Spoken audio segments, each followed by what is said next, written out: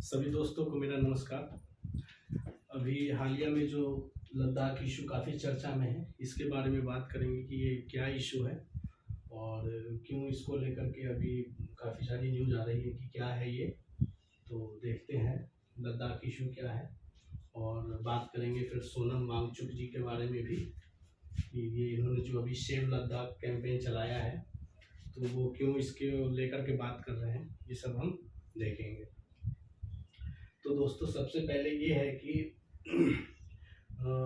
2019 में जो लोकसभा का चुनाव हुआ था तो उस टाइम बात की गई थी कि जब स्टेट का बंटवारा हुआ, जो पहले जम्मू एंड कश्मीर था और आर्टिकल 370 ख़त्म हुआ, तो बात हुई कि लद्दाख को 6th शेड्यूल प्रोवाइड किया जाएगा। तो इसके बारे में जानते हैं कि 6th शेड्यूल है क्या। तो दोस्तों आपको पता होगा कि संविधान की 6ठी अनुसूची यानी कि 6th शेड्यूल में असम, मेघालय, त्रिपुरा और मिजोरम के ट्राइबल एरियाज के प्रशासन के बारे में है। तो इसी को लेकर के मांग किया जा रहा है कि लद्दाख में भी इसी तरह का 6th शेड्यूल हमें प्रोवाइड कराया जाए ताकि हम लद्दाख को बचा सकें। बचाने का सेंस कि पर्यावरण बचाने के सेंस में ये बात चल रही कि सेव लद्दाख जो कैंपेन है तो वहाँ पे टूरिस्ट एक्टिविटीज़ हो रही है, अभी बहुत सारी चीज़ें हो रही है, तो उन सब चीज़ों को रोकने की बात हो रही है। और इसके अलावा और भी चीज़ें हैं जैसा कि एम्प्लॉयमेंट है, रोजगार है वहाँ के लोगों को, विधानसभा का मुद्दा है, ये सारी चीज़ें हैं जिसको लेकर के सोनम वांगचुक जी मांग लगातार कर रहे हैं और ये अभी काफ़ी न्यूज़ में चल रहा है। तो सबसे पहले तो उनका ये कहना है कि 2019 इलेक्शन में 6ठी अनुसूची के बारे में बात की गई थी कि हम लद्दाख को 6ठी अनुसूची प्रोवाइड करेंगे, ये उनके दावे में था। इसको लेकर के सोनम वांगचुक जी मांग कर रहे हैं कि हमें 6ठी सूची जैसे कि असम, मेघालय, त्रिपुरा और मिजोरम को प्रोवाइड की गई है तो लद्दाख के लिए भी हमें इसी तरह का 6ठी शेड्यूल प्रोवाइड की जाए।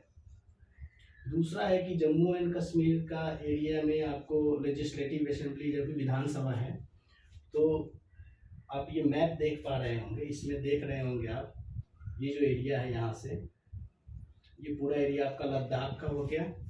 दूसरा ये नीचे जम्मू और कश्मीर और श्रीनगर का एरिया है। तो आपको पता होगा कि जम्मू एंड कश्मीर में विधानसभा है, यहाँ के लोगों को रिप्रेजेंटेटिव भी मिल रहा है, अगर उनकी कोई बात रखनी होगी तो वो अपना विधानसभा में बात रख सकते हैं। यहाँ पे डेवलपमेंट अभी लेटेस्ट अभी जो करेंट टाइम में ना काफ़ी सारे डेवलपमेंट कार्य यहाँ पे किए गए हैं, टनल हो या फिर टूरिस्ट एक्टिविटीज़ हो, बहुत सारी चीज़ें, रोजगार के लिए भी यहाँ पे बहुत सारी चीज़ें हुई हैं। लेकिन वही लद्दाख के लोग इससे पूरी तरह से वंचित रह गए। ये पूरा एरिया बंजर है और यहाँ पे रहने वाले लोग, पूरा एरिया बर्फ़ की वजह से काफ़ी परेशानी झेलनी पड़ती है इनको।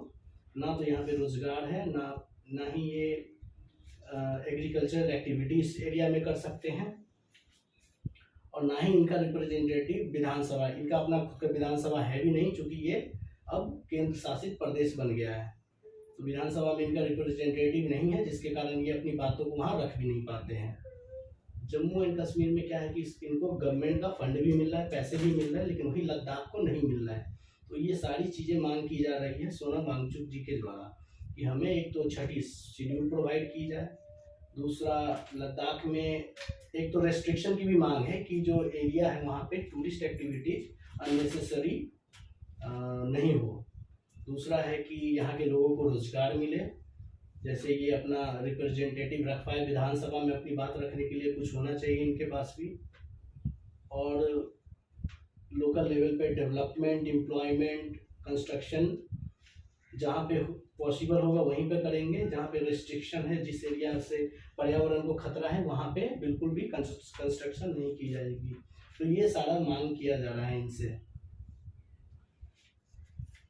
आप देख भी पा रहे होंगे जैसा कि मैंने इधर लिखा है कि डेवलपमेंट प्रोजेक्ट, कंस्ट्रक्शन, टनल, ये सारे काम अभी जम्मू कश्मीर और श्रीनगर वाले एरिया में हुए हैं। टूरिज्म भी वहाँ अच्छा है और इसके अलावा और भी एक्टिविटीज़ है, एम्प्लॉयमेंट भी है, उनका रिप्रेजेंटेशन भी है विधानसभा में। लेकिन लद्दाख में ये सब कुछ भी नहीं है। जम्मू कश्मीर को गवर्नमेंट फंड भी मिल रहा है जबकि लद्दाख को कोई गवर्नमेंट फंड भी नहीं दिया जा रहा है। तो इन सब चीज़ को लेकर के ही सेव लद्दाख कैंपेन इन्होंने चलाया है। 6 शेड्यूल को मैंने बता दिया है, आप देख ही रहे होंगे कि ये असम, मेघालय, त्रिपुरा के लिए था जो अब मांग की जा रही है।